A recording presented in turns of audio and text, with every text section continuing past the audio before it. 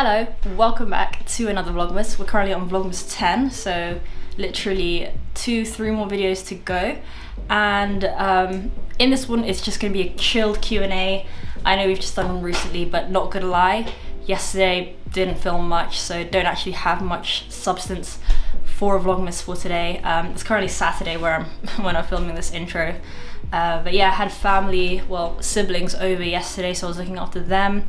It's been pretty busy just as it's coming towards the end of the month, end of the year as well, and trying to collate a lot of data and just trying to focus on my own thing and then resting, recovering in my own time. And sometimes it's just hard to pick up the camera and film. So yeah, today's just going to be another Q&A. If you don't want to watch it, then it's cool. I'll see you guys in the next video, where I will be going over a loss that I took, a trade that I took on the Thursday, and then I got taken out early morning of the Friday, so that was Kiwi dollar long.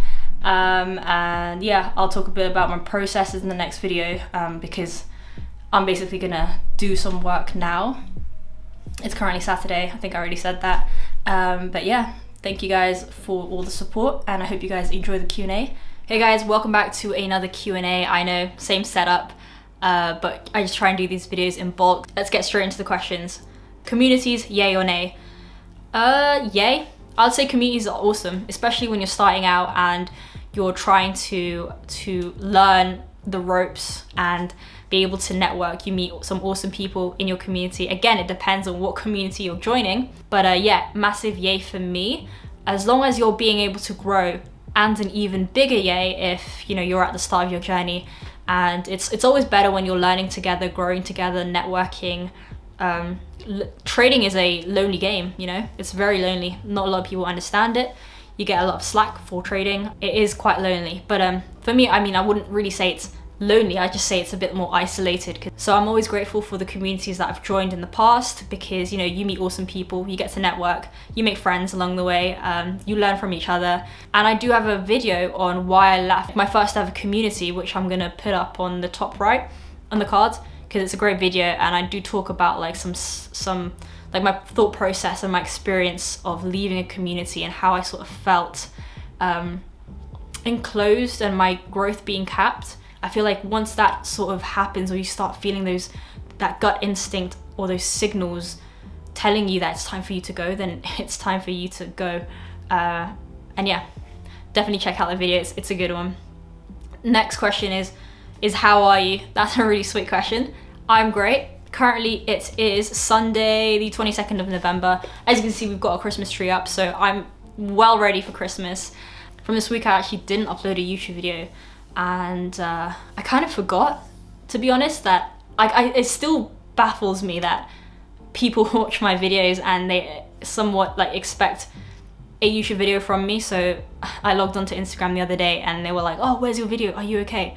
Like, how's everything going? You didn't, upload a video. And I'm like, whoa, people were expecting a video. And yeah, that was pretty crazy, because yeah, I just didn't feel like uploading. I didn't feel like editing. I took this week kind of off. But yeah, I'm good, I'm great, and I hope you guys are well too. Next question. For beginners, how long do you suggest to trade a demo account before a real account?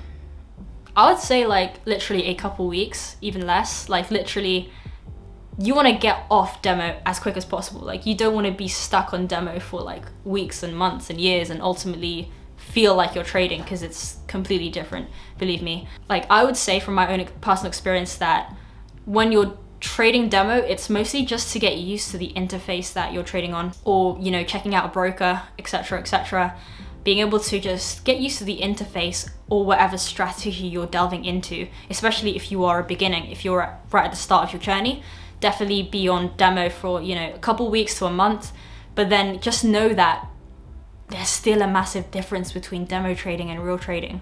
Because even if you treat demo trading like real trading and you're at the start of your journey, you need to be able to feel the effects of putting your monetary value, like your money, on the line. You need to experience taking a loss, taking a win, taking multiple losses. You need to experience probabilities. Next question. How to raise capital when you were studying at uni? How did you raise your trading capital? Multiple ways actually. One is to stop buying stupid stuff, number one. Or number two is work part-time. So I worked part-time during uni. I was working at TK Maxx And yeah, I was balancing part-time work and uni at the same time. I did quit at some point before my final year because I wanted to like focus on my final year and trading and YouTube. Now, when I was at uni, I would say that I was approaching consistency. I was still on my way to consistency. So it wasn't so much about raising my capital or putting monthly deposits down and whatnot. A lot of the investment that I made or the money that I made didn't go into my trading account. It did at some point, I'd say like towards the end of final year. But in the first year and a bit, all like the money that I made either went into things like savings, a buffer, or myself, like self-education, buying books or things that I knew that I could utilize and I knew that would have an ROI in the end, if that makes sense. So don't be too focused on having to grow your account. Focus on growing yourself. That's one of the things I love about FTMO anyways, because it's for those who, you know, were willing to put the hard work in when they might not have had a lot. For example, if you're a student, understand that you're going to have student loans. You're not going to be absolutely balling. FTMO allows you to trade at scale as long as you're able to have that skill. Like one of the things that my first mentor ever, you know, really drilled into my head, which I'm really grateful for, is, you know, you got to become the asset. Once you become the asset, then the money will follow. Just save, invest in yourself, work part-time if you need to, and just become the asset. Final question is, did you leave school for full-time trading? My passion for trading has overwhelmed college.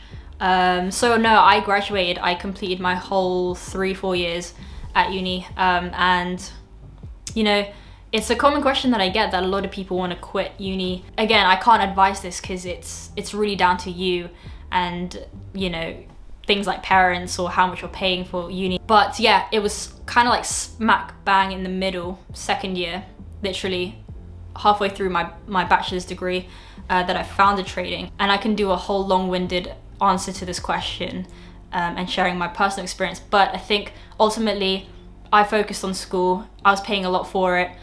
As other people relying on me to kind of finish, it wasn't just for myself. It was also, you know, my mum.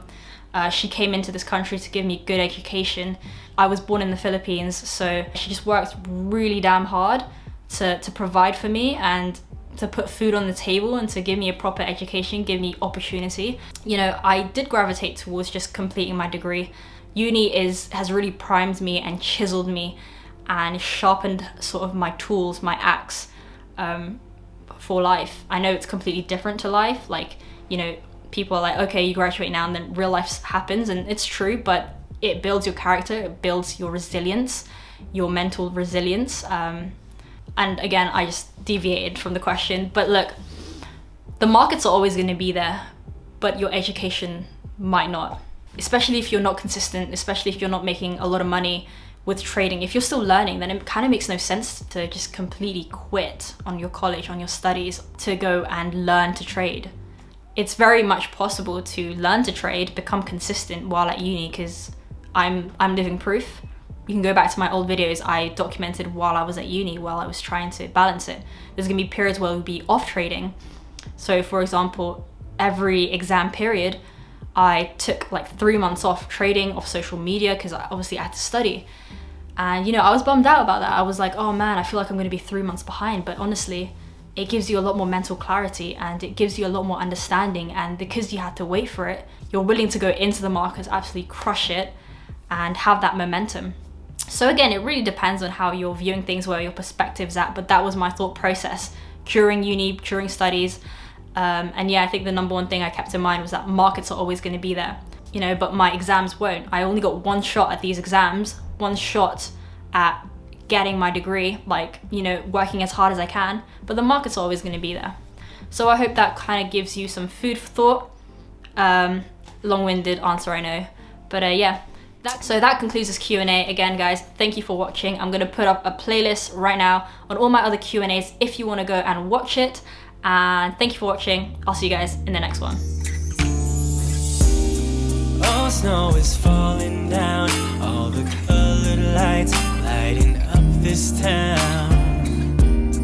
And as I walk outside, hear the Christmas choir sing.